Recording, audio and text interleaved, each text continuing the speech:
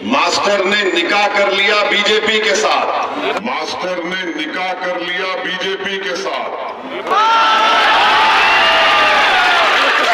और उसका काजी बना दिया मोदी को।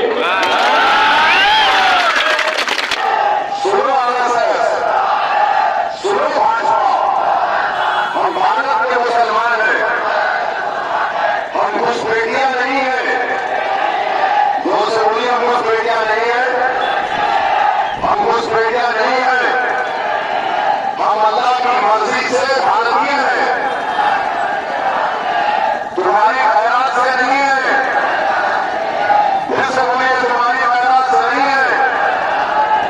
जब तक जिंदा है सर ऊंचा करके रहेंगे, जब गुजर जाएंगे तो सीना तान कर इस जमीन में दफन हो जाएंगे। जिनका कोई भरोसा में हाल नहीं होता, उस कटाव की जमीन को कैसे बचाया जाए। यहाँ के नौजवान जो पलायन करते हैं, उनको कैसे यहाँ पर रोजगार के मौके फराहम किए जाए। यहाँ पर अस्पतालों की जरूरत है, अच्छे स्कूल की जरूरत है। और फिर सीमांचल की जो इंसाफ की लड़ाई मजलिस इत्तेहादुल मुस्लिमीन 2015 से जब बिहार यहाँ पर आकर अपने सियासी सफर का आगाज किया, तो हमने आपसे वादा किया था कि हम सीमांचल की इंसाफ की लड़ाई लड़ने जा रहे हैं। इसलिए मेरी आपसे गुजारिश है कि किशनगंज की जनता के हक में जरूरी है कि वो जनाब अख्तरुल ईमान साहब को नहीं बल्कि वो अपने आप को कामयाब करें। और आपकी कामयाबी ये होगी कि आप जनाब अख्तरुल ईमान को कामयाब करके सारी किशनगंज सीमांचल की जनता में एक मुस्बित पैगाम दीजिए। 26 तारीख का इलेक्शन किशनगंज और सीमांचल की अजमत का इलेक्शन है, तो मेरी आपसे गुजारिश है कि आप सीमांचल और किशनगंज के अजमत में इजाफा करिए। दूसरी बात जो मैं आपसे अर्ज करना चाह रहा हूं, हमारे वतन अजीज जो हालात हैं उससे आप वाकिफ हैं। पिछले 10 साल में और पिछले 5 साल में बीजेपी की सरकार रही, नरेंद्र मोदी देश के वजीर आजम है। आपने देखा कि पार्लियामेंट के अंदर ट्रिपल तलाक का गलत कानून बनाया गया, जिससे मुस्लिम खवातीन से नाइंसाफी बढ़ गई है। और उस ट्रिपल तलाक की मुखालिफत में 3 मरतबा किसी ने पूरी दलाइल के साथ तकारीर की और उस कानून को हिंदुस्तान के आईन और संविधान के सामने रखकर बताया कि ये कैसे आईन के खिलाफ भी है और हमारे उसूल और हमारी तहजीब के खिलाफ है। तो मजलिस इत्तेहादुल मुस्लिमीन ने काम अंजाम दिया। सीधा बदले का गलत कानून नरेंद्र मोदी ने लेकर आया जो मजहब की बुनियाद पर भारत की शहरियत को देता है।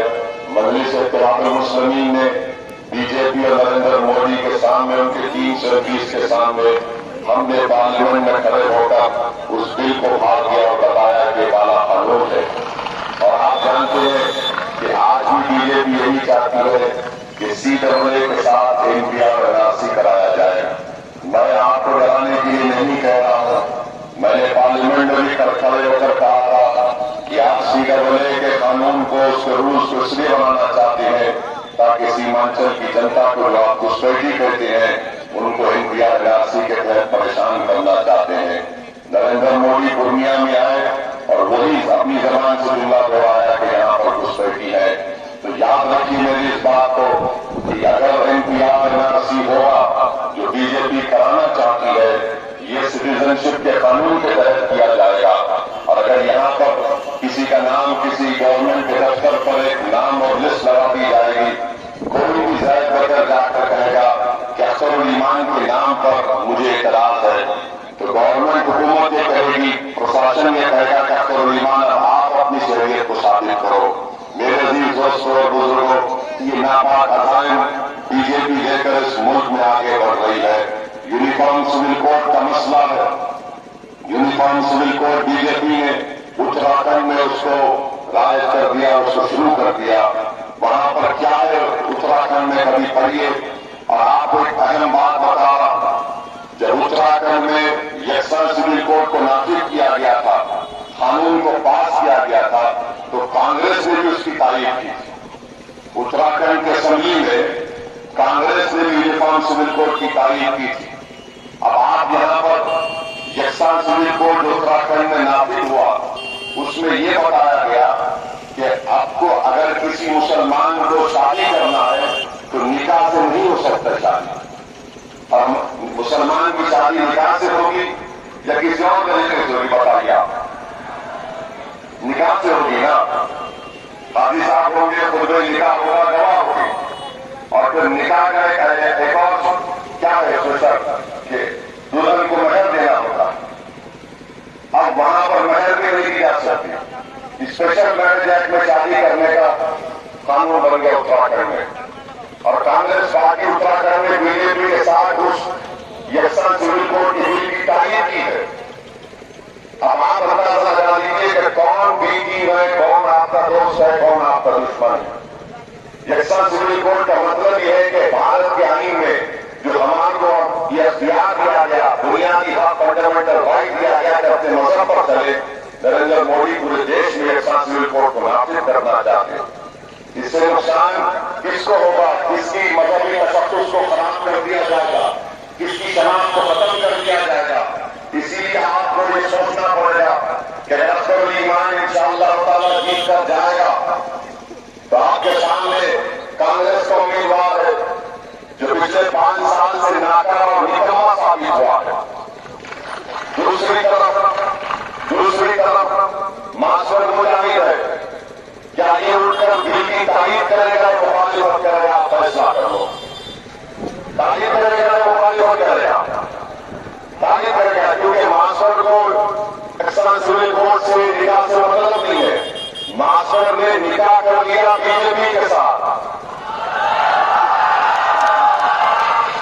अब उसका शादी बना दिया मोदी को। अब डॉक्टर जावेद साहब का हाल यह है कि उनको ना तो निकाह की फिक्र है, ना फांसी की फिक्र है, वो देखो दूसरे की का दो। तो ये हंसने का मसला नहीं है। आपको हम पैगाम देकर जा रहे हैं कि ये मुस्तकबिल में ऐसा हो सकता है।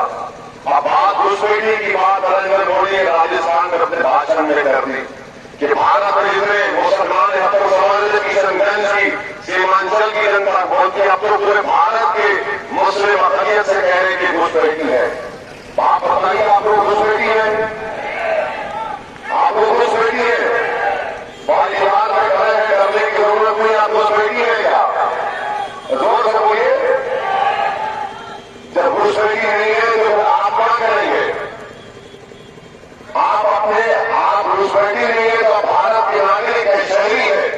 तो जो लोग आपको घुसपैठी कह रहे हैं, आप लोग 26 तारीख को अपने बूथ को जाकर जहां पर बटन साहब दिखेगा वहां पर बटन दबा के जो घुसपैठी है बोल रहे हैं, जो निकम्मे उनको आपको करवाना पड़ेगा। दबाएंगे आप लोग। आपके बटन साहब पर बटन दबाने से वो निकम्मे लोग भी दब जाएंगे, और जो घुसपैठी कह रहे हैं उनको भी दबा दीजिए जरूरी तरीके से। और एक बात हमारी याद रखिए, पूर्णिया में तेजस्वी यादव गए थे तेजस्वी यादव। हमको क्या बोलते हैं कि वो डरवा बोलते हैं, हमको बोलते हैं ना, समझे ना, बोलते हैं। हमको कोई फिक्र नहीं है, हमको जो बनाने देना चलवा ये डरवा कहते, पीटीएम कहते हैं। तेजस्वी यादव ने अपने भाषण में कह दिया कि अगर आप इंडी अलायंस को वोट नहीं दे सकते तो एनडीए को दे दीजिए। उनका भाषण नहीं है। आप ये जो क्या है, एबीपी का है ना चैनल, ये वाला इन्होंने चलाया इसको, हमको इनका रिपोर्टर ने बताया। तेजस्वी यादव ने कहा हम हमारे और बढ़िया करान करते हो भाई। बीमा भारती मोहतरमा वोट नहीं दे सकते तो बीजेपी के कैंडिडेट को दे दीजिए, उन्होंने यही कहा। अब आप बताइए कि कौन बीटी है? फिर आप बताइए कौन बीटी है? हम समझ रहे थे कि नीतीश कुमार ने बच्चा आपको मालूम है कि मोदी ने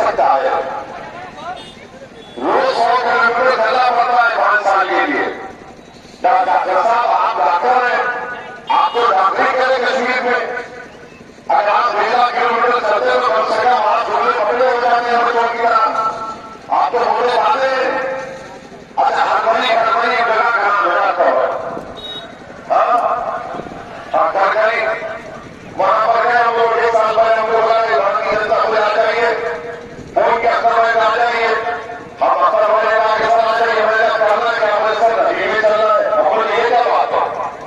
तो हम चले गए, हम तो सीमांचल के हर काम करने चले गए, तो नदी में चला के 15 मिनट उठने बराबर पानी का आधार चले गए। उसका नतीजा ये निकला कि एक हफ्ते 8-10 दिन के अंदर तेजस्वी यादव ने अख्तर भाई को सभी को बोला कि अख्तर जवान साहब हम आपको हमने संरक्षण कर दिया, पानी में क्यों उतर गए। अब आप देखिए 15 मिनट हम और अख्तर ईमान नदी में चले तो 10 दिन के अंदर ब्रिज मंजूर हो गया। अगर अख्तर ईमान 5 साल सीमांचल चलेगा तो किशनगढ़ कहां से कहां चला जाएगा, सोचिए आप। तो आपने 5 साल जाने को दिया, उनके चलने नहीं चलने से कुछ फायदा नहीं हुआ आपको। अख्तर ईमान को कीजिए और कामयाब करिए। यही आप और मास्टर बुलाए हैं, मास्टर बुलाने का मास्टर कौन है? नरेंद्र मोदी है। मास्टर बुलाने का मास्टर नरेंद्र मोदी है। और याद रखिए, अगर आप इनको वोट देंगे बीजेपी को फायदा होगा, अगर आप डॉक्टर जावेद को वोट देंगे तो इनको 5 साल में कहीं को नजर नहीं आए। जब यहां पर कोविड और आबादी वाले पठाने करने वाले साहब प्रयोग रहे, ये मुंबई के एमएलए थे, इन्होंने सीमांचल की सरजमीन के लोग मुंबई में फंसे थे कोविड में, कई ट्रेनों में रख बना के उनको भिजाया यहां पर किशनगंज को। डॉक्टर साहब ने आपको नजर आए कोविड में, जब नजर नहीं आए तो 26 को भी नजर नहीं आना चाहिए आपको। और आपने नरेंद्र मोदी का मुकाबला कर रहे, नरेंद्र मोदी की बात पर खत्म करते हैं, हमारे साथ नारा लगाइए। हम आज सुबह में कुछ लिख कर लाए, हमको बड़ी तकलीफ हो रही थी कि देश का प्रधानमंत्री रहेगा, वो कैसे 17 करोड़ मुसलमानों को घुसपैठी कह सकता है, वो कैसे कह सकता है कि हमारी मां भाई ने ज्यादा बच्चे पैदा करे। ये झूठ है। मुस्लिम खवातीन का फर्टिलिटी रेट गिरा है, ये सब झूठ नरेंद्र मोदी कह रहे हैं। और इन नरेंद्र मोदी को एक ही गारंटी है कि मुसलमानों से नफरत ही कह रहे हैं। ये मामला याद रखिए। तो हमने क्या लड़े, तो आप लोग जरा हमारे साथ बोलिए, हमारे साथ आपको बोलना पड़ेगा। सुनो मोदी, जोर से बोलिए, सुनो आरएसएस, सुनो भाजपा, हम भारत के मुसलमान हैं, हम घुसपैठियां नहीं है। जोर से बोलिए, हम घुसपैठियां नहीं है, हम घुसपैठियां नहीं है, हम अल्लाह की मर्जी से भारतीय हैं, तुम्हारी खैरात से नहीं है। फिर से बोलिए, तुम्हारी खैरात से नहीं है। जब तक जिंदा है सर ऊंचा करके रहेंगे, जब गुजर जाएंगे तो सीना तान कर इस जमीन में दफन हो जाएंगे। तो 26 सालों को जिंदगी का सबूत देंगे नहीं देंगे? जिंदगी का सबूत देंगे 26 सालों को। पता था पर बदल रहेगा सीमांचल के